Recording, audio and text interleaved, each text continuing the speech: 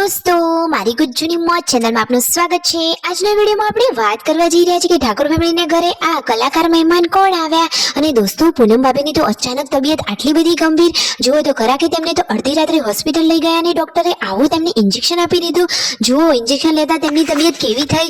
દોસ્તો અચાનક શું થયું કે તેમને દિવસમાં 2 થી 3 વાર હોસ્પિટલ જવું પડ્યું અને એ પણ અલગ અલગ ડોક્ટર જોડે તેઓ ગયા। ડોક્ટરે ટ્રીટમેન્ટ કરીને શું કહ્યું, શું તેમની તબિયત બરાબર તો છે ને, ચિંતાજનક કોઈ બાબત છે કે નહીં, બધું જાણવા મળશે તમને મારા આ વિડીયોમાં।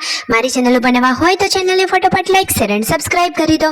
Full video in Thakor family blog channel દોસ્તો ફૂલ વિડીયોની લિંક ડિસ્ક્રિપ્શનમાં મૂકેલી જ છે, ત્યાં જઈને તમે આખો વિડીયો વોચ કરી શકો છો।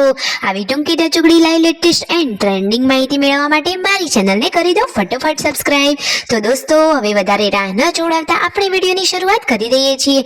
અત્યારે આ 3 સગી બહેનો રહેતી હોય એવી રહેનારી દેરાણી જેઠાણીઓ જુઓ સાથે જમી રહ્યા છે અને બચ્ચા પાર્ટી તો જુઓ પિચકારીથી કેટલી મોજ મસ્તીથી હોળી ધૂળેટીનો તહેવાર એડવાન્સમાં ઉજવી રહ્યા છે। અરે તેમના ઘરે આવ્યા હતા ગુજરાતના એવા પ્રખ્યાત કલાકાર ભૂમિબેન, તો બચ્ચા પાર્ટી માટે તેઓ તો લાવ્યા છે સરસ મજાની અતરંગી સતરંગી પિચકારીઓ। તો એમને તો આજે મજા જ પડી ગઈ। રાતનો સમય થયો તો પાર્વતી ભાભી બનાવી રહ્યા છે બાજરીના રોટલા અને લાડકો મિતાસ તો કરી રહ્યા છે મસ્તી। અરે વાહ, એની સ્માઇલ જોઈને તો આપણા ચહેરા ઉપર પણ સ્માઇલ આવી જાય। અરે દોસ્તો અને અચાનક આ અડધી રાત્રે શું થયું, પૂનમ ભાભીને અચાનક એવો કેવો દુખાવો થવા લાગ્યો કે તેમને હોસ્પિટલ જવું પડ્યું। અરે દોસ્તો કારણ એ હતું કે તેમને કાનમાં સતત દુખાવો થતો હતો, એવું લાગતું હતું કે કાનમાં જ્યારે કંઈક સંભળાતું જ નથી, કાન આખો બેરો થઈ ગયો હોય। તો જુઓ સંજયભાઈ થોડીને રાહ જોવે, અરે આવી તકલીફ થતી હોય તો દવાખાને તો જવું જ પડે ને। જુઓ તેઓ ફોનમાં વાત કરી રહ્યા છે તો તેમની હોશ પણ નથી।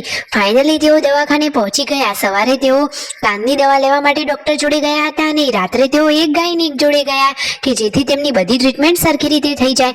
પછી પૂનમ ભાભીને તો આલવું પડ્યું ઇન્જેક્શન। તો ફાઇનલી તેમને આ નસમાં ઇન્જેક્શન લઈ લીધું।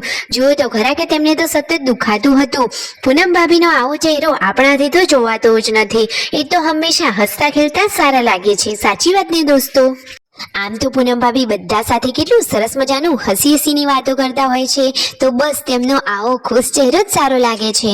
તો અત્યારે તેમને ડોક્ટરને દવા આપી છે તો ફટોફટ તેમને સારું થઈ જાય એવી પ્રાર્થના। હવે દવા લઈને ઘરે આવી ગયા છે તો ફટોફટ તેમને સારું થઈ જાય એવી પ્રાર્થના। તો લાઈક શેર એન્ડ સબસ્ક્રાઇબ।